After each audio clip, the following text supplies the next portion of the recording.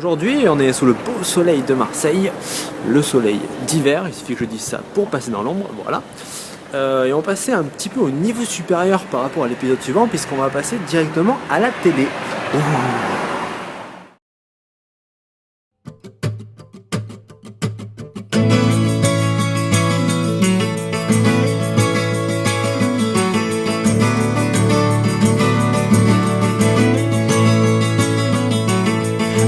Summer's day in Shepherdstown, an eagle in a thermal is a circling round like a tire on a bike rolling down Columbus Street.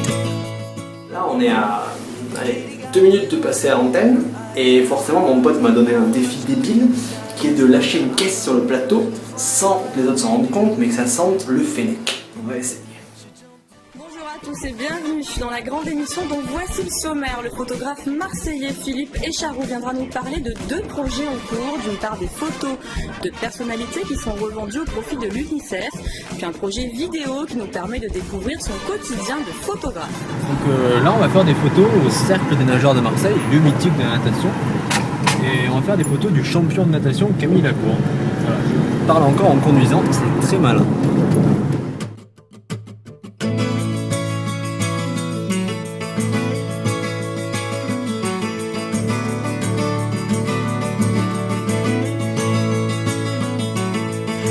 Summer's day in Shepherdstown, an eagle in a thermal is a circling round like a tire on a bike rolling down Columbus Street. But Katie got a little look of hope in her eyes and her arms unfolded and she looked to the skies and said, I'm gonna learn to fly around with you, yeah. She jumped up high and she fell to the ground and skinned her little knee and made a horrible sound.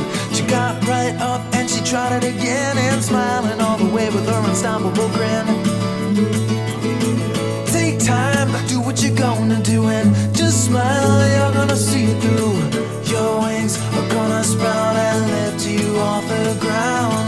No, no, take time, do what you're gonna do, just smile, you're gonna see it through. Your wings are gonna sprout and you will learn to fly.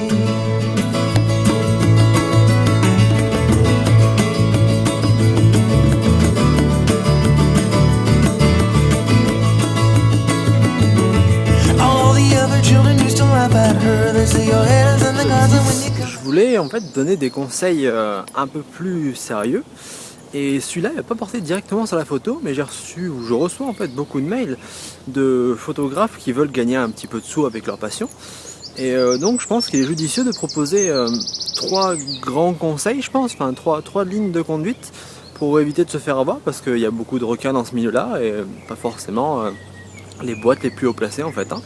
La première chose que je conseillerais, c'est que déjà, il ne faut pas dévaluer son travail. C'est-à-dire qu'on va fixer un tarif pour une certaine prestation et il faut qu'on se tienne à ce tarif-là. Parce que dire à la personne, bon ça va, au lieu de 600 €, je vous fais 300 €, et bien c'est avant tout ne pas respecter son travail, ne pas se respecter soi-même et être au final moins crédible. Quand on va acheter une baguette de pain à la boulangerie, il y a un prix. On ne va pas payer la moitié du prix en fait. Donc c'est pas forcément facile de se dire ça tout le temps parce qu'on n'a pas forcément confiance en soi quand on se lance, hein. Mais je pense que ça peut que renforcer notre image auprès des clients et puis il faut se dire que si on fait de bonnes images, dans tous les cas on trouvera du boulot. Ensuite le deuxième conseil, ça a été du vécu évidemment, hein, tout ça, c'est la personne qui va vous dire oui tu me fais quelques photos puis ça va être publié là-dedans ou ça va être affiché là ou dans mon magasin puis ça te fera de la pub. Alors ça, à 90% vous êtes sûr que c'est un escroc. Donc ça, gardez-le pour dit. J'ai plusieurs exemples dans mes bottes là-dedans. Et enfin, le 3e exemple, je l'ai plus en tête, j'ai un trou de mémoire. Donc je peux vous parler du lac qui est magnifique. Voilà. Nous sommes au Bourget du Lac aujourd'hui. On a fait un shooting pour la marque Botanique. C'était assez sympathique, des gens proches des plantes. Bref, là c'est pas la question. Revenu, c'est le client chiant. Il y en a plein. Donc, pour définir le client chiant, c'est celui qui va vous demander une prestation, donc de photographier par exemple un arbre, et puis au final il va vous dire qu'il voulait le buisson qui est à côté. Donc vous vous retrouvez à avoir fait votre job, sauf que la personne n'est pas contente parce que lui a changé d'avis entre temps. Seulement ça, il avouera jamais. Donc la meilleure des choses pour se protéger de ce genre de clients, bon après il y a plein d'autres exemples, là, je vous en cite un mais on peut en faire pendant 1 heure, c'est de fonctionner par devis écrit, ne fonctionner jamais par l'oral. Même si la personne est la plus sympathique du monde, même si au final c'est quelqu'un de très honnête, ça fera forcément plus professionnel de fonctionner avec un devis écrit, donc un devis signé. À partir de là, il y a comme un bon de commande. Et ensuite, attention, une voiture qui passe, hop là, voilà. Et en même temps, ça vous protégera, c'est-à-dire que plus il y a de choses précises dans la commande, plus vous savez où aller déjà pour votre part, et plus la personne ne peut pas forcément revenir sur ce qu'elle a dit. Après, attention, ça n'excuse pas que si on fait un travail de merde, à nous de le reconnaître et de recommencer. Je pense que ça c'est une question après d'éthique personnelle. Donc voilà, je pense que ces conseils-là, ils peuvent aider. J'espère que j'ai répondu à pas mal de mails que j'ai eus et que ça vous aidera. À bientôt.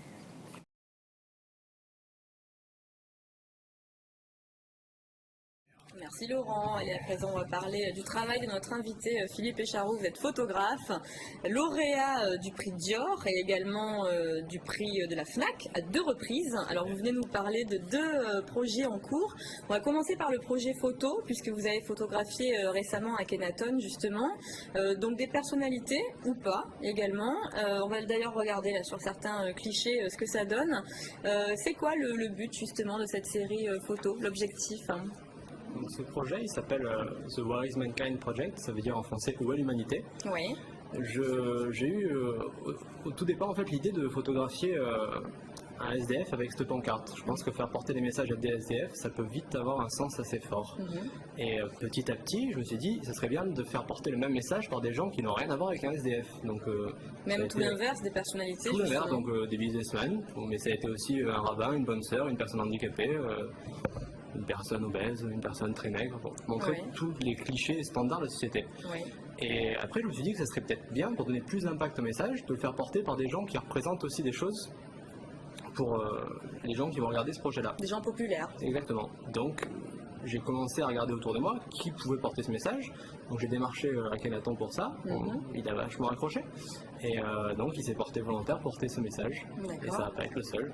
Donc qui vous attendez encore justement? Qui vous devez prendre en photo dans les semaines à venir? Il devrait y avoir Camille Lacour, ça se passera demain matin. Il y a Aurélie Vanek des Plus Belles de la Vie. On l'a vu là. On l'a vu, elle est passée. Il devrait y avoir Jules-Édouard Moustique en mars, Manu Katché. Et les autres, je dis pas, c'est une surprise ici. D'accord, vous avez raison, il faut en garder un petit peu quand même. Alors le but, c'est justement de vendre au final ces photos au profit d'une bonne cause, puisqu'il s'agit de l'UNICEF. Exactement. Comment vous allez vous débrouiller justement? Donc une fois que toutes les photos seront prises, vous comptez organiser une vente où ça? Est-ce que c'est déjà défini? Alors je pense qu'il y aura une vente à Paris et à Londres pour rassembler, c'est là que ça fédérera beaucoup de monde et beaucoup de public. Donc ce sera une exposition avec un vernissage, les gens pourront acheter des photos qui seront tirées à 5 exemplaires je pense maximal, histoire que ça reste quelque chose d'assez rare. Et ensuite je ferai forcément une expo à Marseille, ça me paraît de bonne guerre. Alors vous avez une démarche quand même intéressante parce que ça vous le faites tout le temps, vous me disiez tout à l'heure hors plateau que dans le cadre de votre profession de journaliste en fait, quels que soient vos contrats, vous reversez une partie à l'UNICEF toujours. Tout à fait. En fait, je voulais pas que ce projet soit ma BA de l'année en fait, c'est pas du tout ça. Ça s'inscrit dans ma philosophie qui est derrière mon métier, qui est un peu faire de la photo tout en faisant du bien en fait. C'est-à-dire que je reverse un pourcentage, normalement c'est 10, ce que je vous disais tout à l'heure, de chaque contrat à l'UNICEF. Ça me paraît, je pense que si beaucoup de gens faisaient ça, pas forcément dans la photo, dans différents métiers, je pense que ça aiderait un peu à combler certaines inégalités. Parce que ça rejoint un peu le commerce équitable quelque part. C'est on achète mon produit ou ma création, mais à côté de ça, on va aussi faire du bien ailleurs. En ayant pourquoi on a dépensé ces sous, qui est donc mon image à la base. Alors pour qu'on comprenne mieux, peut-être, on va revenir sur votre parcours qui est assez atypique, parce que ça fait pas longtemps que vous exercez cette profession. Combien? 3 ans, c'est ça? J'en vis depuis 1 an et demi. J'ai commencé la photo il y a 3 ans. Et avant, vous faisiez quoi? J'étais en formation d'éducateur spécialisé. Voilà, d'où cet esprit un petit peu quand même axé vers le social et tout ça. Ça permet de garder les pieds sur terre. Ouais. Et puis d'un coup, du jour au lendemain, on a envie de faire de la photo et puis ça marche plutôt pas mal pour vous, donc c'est bien, tant mieux. Mais comment ça se passe le déclic, le changement comme ça de cap, de métier, de profession? Eh bien, bon, j'étais en formation, donc j'étais encore étudiant, donc j'ai quand même tenu à aller au bout de mon diplôme, chose que j'ai faite. Mais pendant ma formation, j'ai vu que le monde de la photo, c'est-à-dire certains clients, des agences, commençaient un peu à m'appeler. Donc je me suis dit, il y a quelque chose à faire, essaie. Puis ça peut être aussi, vu que j'aime bien tout ce qui est un peu artistique, un moyen d'explorer un peu ce côté-là de ma personnalité, quitte à revenir plus tard, pourquoi pas éducateur, parce que c'est un monde qui me plaît, avec lequel je reste quand même lié. Mais pour l'instant, j'essaie, donc au-delà du fait de gagner ma vie par tout ce qui est pub et éditorial, de donner des projets comme celui-là qui ont du sens, parce que je pense que c'est un peu le rôle des artistes aussi de faire réfléchir les gens, faire au possible avancer des choses en toute modestie. Alors on va voir ce que vous faites d'autres actuellement aussi. Bien sûr. C'est des vidéos en fait qui passent en ce moment sur internet et grâce auxquelles on peut découvrir votre profession de photographe. Je vous propose de regarder un extrait de l'épisode 2.